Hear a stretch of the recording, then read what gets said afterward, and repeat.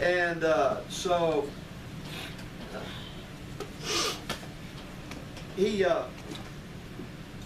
Haman comes in. They have him come in. And king asks him in verse 6, before Haman can even get a word out of his mouth, the king says, "What shall be done to the man whom the king delights to honor?" Of course, Haman, being the man he was, he thinks to himself, who would the king want to honor more than me? So, and he knows just exactly how he wants to be honored. So he got his answer ready. There in verses 7 through 9, he says, "For the man whom the king delights to honor, let a royal robe be brought, which the king has worn, and a horse on which the king has ridden, which has a royal crest placed on its head. Then let this robe and horse be delivered to the hand of one of the king's most noble princes, that he may array the man whom the king delights to honor. Then parade him on horseback through the city square and proclaim before him, Thus shall it be done for the man whom the king delights to honor." You can just see somebody leading a horse around, "Thus shall it be done for the man whom the king," you kind of see movies like that. But you can just see that happening. But anyway, not in his wildest dreams could Haman have contemplated what was going to happen next. and I might say it couldn't have happened to a nicer guy. But in verse 10 it says, "Then the king said to Haman, Hurry, take the robe and horse as you suggested, and do so for Mordecai the Jew, who sits within the king's gate." Well, this just, I could just see his face turning blood red. It gives new meaning to the phrase, "almost popped a vein," right? That's the way I thought about it. But, for Haman, there was no way out of it. He had to do what the king had commanded him to do, and so he did. He went and did everything just like he said it ought to be done, and said all that stuff he had to say. And when he got through leading that horse all over the place and doing all that stuff, he leaves there, and to head for home, and feeling completely miserable, by the way. So when he gets home, he calls for his wife Zeresh and his friends again and tells them all about what had happened. It seems like that they had a little bit of insight about God getting involved whenever somebody goes messing around with the Jews, because in verse 13 it says, "When Haman told his wife Zeresh and all his friends everything that had happened to him, his wise men and his wife Zeresh said to him, If Mordecai, before whom you've begun to fall, is of Jewish descent, you will not prevail against him, but will surely fall before him." Well, you see, evidently they knew a little bit about Jewish history, we were in Daniel this morning, moving on over to chapter 6 from where we were, maybe, I don't know if the timeline was right or not, but maybe they heard that story about Daniel, about how his enemies ended up in the lion's den, being breakfast for the lions, how their bones got crushed before they even hit the bottom of the den. Stories like that, maybe that's what it was. But, and they told him, look, if this guy's a Jew, then you might want to rethink your course of action, buddy, because you're going to lose, basically, But, of course, he doesn't get a chance to rethink anything, because here comes the king's servants. They're going to rush him off to the banquet that Esther has prepared for him. So in chapter 7 and verse 2, it says, "And on the second day at the banquet of wine, the king again said to Esther, What is your petition, Queen Esther? It shall be granted to you. What is your request? Up to half the kingdom, it shall be done." Well, the time had finally come for her to tell the king what she had been working up the nerve to tell him all this time. So in verses 3 and 4, she says, "If I have found favor in your sight, O king, and if it pleases the king, let my life be given me at my petition, and my people at my request. For we have been sold, my people and I, to be destroyed, to be killed, and to be annihilated. Had we been sold as male and female slaves, I would have held my tongue." Although the enemy could never compensate for the king's loss. Well, guys, if you ever want to test your friendship with one of your best buddies, just go and threaten his wife, and you'll find out how good that friendship really is. But because it's not going to turn out very well, I assure you. Anyway, so as the king's blood begins to boil over this, in verse 5, the king responds to Esther and he says, "Who is he and where is he who would dare presume in his heart to do such a thing?" Esther said, "The adversary and enemy is this wicked Haman." Well, this was just too much to handle. The king, he gets up, he goes outside in the garden, I guess, to wrap his mind around what's going on here, and everything. So finally, when he comes back in from the garden in verse 8, he sees Haman over there draped across the couch where Esther's sitting. And he goes, will he also assault the queen while I'm in the house? Of course, while that was coming out of the king's mouth, they covered up Haman's face.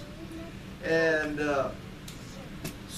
but you see, when you start throwing your weight around, and pushing people around, and stepping on people, and acting all arrogant and prideful like Haman was, it's only natural that eventually it's going to come back and get you. It's going to come back to bite you.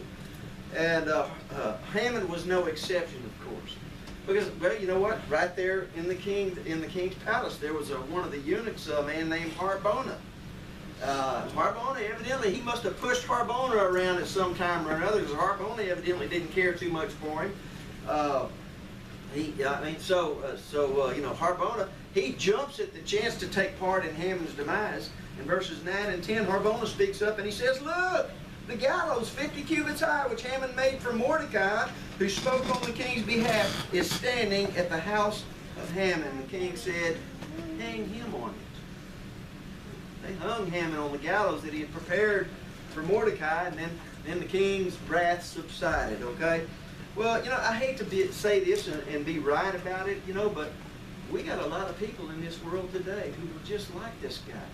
People who, given the opportunity, and for some reason it doesn't amount to a hill of beans, would actually carry out the annihilation of millions of people and never even give it a second thought. We got a bunch of people in the world like that today. And that's a sad thing to think about. But those people would do well to understand that God is real and that He is the one that's in control. And He might be on your back, just like He was Haman's. Okay? And so they need to realize this, okay? Now that Haman's gone, Esther, she goes ahead and she tells the king about her relationship to Mordecai. He's her cousin and everything. As we move into chapter 8, in verse 2, it says, so the king took off the signet ring which he had taken from Haman and gave it to Mordecai, and Esther appointed Mordecai over the house of Haman. Well, this is all good and well. Mordecai, he's got all the power that Haman had now, right? Problem solved? No, I don't think so. Because just because Haman was gone and out of the way, that didn't mean that decree that he had sent out had no power anymore. It could not even Haman's death could reverse it. The king himself couldn't reverse it, okay? And so Esther takes things into her hands one more time. She goes in and risks her life to see the king one more time. And she says in verses 4 through 6, it says, and the king held out the golden scepter to Esther. So Esther arose and stood before the king and said, if it pleases the king, and if I have found favor in his sight, and the thing seems right to the king, and I am pleasing in his eyes, let it be written to revoke the letters devised by Haman the son of Hammedatha the Agagite, which he wrote to annihilate the Jews who are in all the king's provinces. For how can I endure to see the evil that will come to my people? Or how can I endure to see the destruction of my countrymen? Well, the king knows very well that his hands are tied. He can't reverse it. He can't do that. But he does come up with another solution. We see in verses 7 and 8, the king says to Esther and Mordecai, he says, indeed, I have given Esther the house of Haman, and they hanged him on the gallows because he tried to lay his hand on the Jews. You yourselves write a decree concerning the Jews, as you please, in the king's name, and seal it with the king's signet ring. For whatever is written in the king's name and sealed with the king's signet ring, no one can revoke.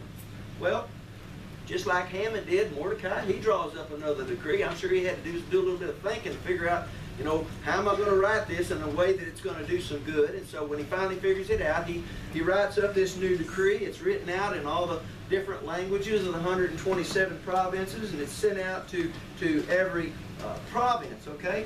Now, verse 11 of this chapter, it gives some of the details that Mordecai put in his letter. It says, by these letters the king permitted the Jews who were in every city to gather together and protect their lives, to destroy, kill, and annihilate all the forces of any people or province that would assault them, both little children and women, and to plunder their possessions. You know what? When this new decree came out, every man in every office was scared to death of the Jews.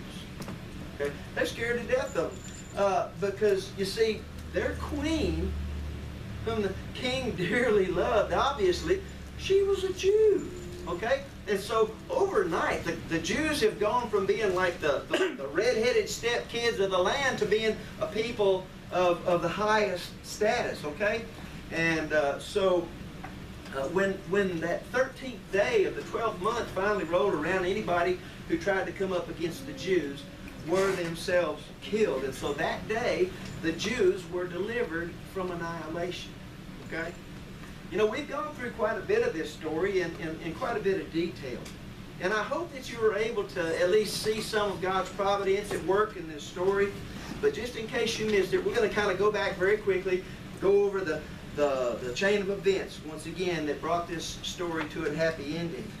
Now, the decree that was sent out by Mordecai, that's what prevented the Jews from being annihilated. But you know what? That never could have happened if Mordecai hadn't have been put in the position to execute his decree. But then Mordecai never would have been put in that position if the king hadn't decided to hang Haman on the gallows that he had prepared for Mordecai. And that never could have happened if the king hadn't held out the golden scepter to Esther any time that she went in there. You see, all of these things had to happen just right. But who knows how things would have turned out if Harbona hadn't have spoken up when he did. And he gave the king a perfect way to take Haman out of the picture once and for all. Because everything up to that point, you know, it depended on Mordecai taking Haman's place. But then, you know what? Mordecai taking Haman's place depended on some things too. Not only did it depend on him coming to the palace that morning to get permission to hang Mordecai on the gallows that he had built, it also depended on the perfect timing of his arrival. Because if he'd have gotten there any sooner, they never would have read that part in the Chronicles about Mordecai saving his life, and Haman would have gone ahead and hanged Mordecai on the gallows that he built. I mean, why not? He was just another Jew, right? And so you see, there were a lot of things that had to be just right in order to save the Jews. Well, let me ask you, do you think that was a coincidence that things happened that way? I mean, there were an awful lot of things that had to happen just right. Way too many, in fact, for me to believe for 1 minute that they were just a bunch of coincidences that all fell into just the right places at just the right times. Was it a coincidence that the king couldn't sleep that night? Was it a coincidence that Mordecai saving the king's life, the record of it had fallen through the cracks unnoticed until the perfect time that it needed to be discovered? You know? Now, as I mentioned at the beginning of the lesson, God isn't mentioned in the story of Esther. But that doesn't mean that he wasn't there and in control of everything that was going on. You see, but that's why God gave us these stories. He gave us these stories to help us to understand that as long as we are striving to serve Him, as long as we are living our lives in service to Him, that we can trust in Him that He will always be there with us and for us. Somewhere in the background, He'll be there working on our behalf for His purposes. Yeah. There's a lot more to Esther's story than just a few things that we've talked about this morning. Because if you go back to an earlier time in King Ahasuerus' life, there's a whole other story there about the woman who was queen back then. Remember Queen Vashti, if you've read the story. And there were a whole lot of things that had to happen just exactly right, even back then, or Esther never would have even been considered for queen in the first place. But I'll leave that part for you to study on your own, for the sake of time this morning. But you see, I urge you to take it upon yourself to get into these stories and study these stories where God's providence is so evident. Because not only do I guarantee you an awesome time of reading, but you might also, that these stories will also help you to see where God has been working in your own life as well. I mean, they really do. They help us. The more we get to know God and understand Him, that it helps us to understand how He's working with us. Maybe He was the one pulling the strings that got you here today. Maybe it's because He wanted you to hear the message that was going to be presented here today, so that it would touch your heart, so that you would understand more that He loves you and that He wants you to come to Him and obey Him by following the pattern that was laid out by His Son, Jesus Christ, who came to this earth, gave His life, died for you, so that you'd have the opportunity to one day come and live with Him forever, man. you're not a member of the Lord's church today, we extend that opportunity to you to get your life right with God. Don't leave here today in a lost condition, unprepared to meet Jesus upon His return. Won't you come? Let me stand.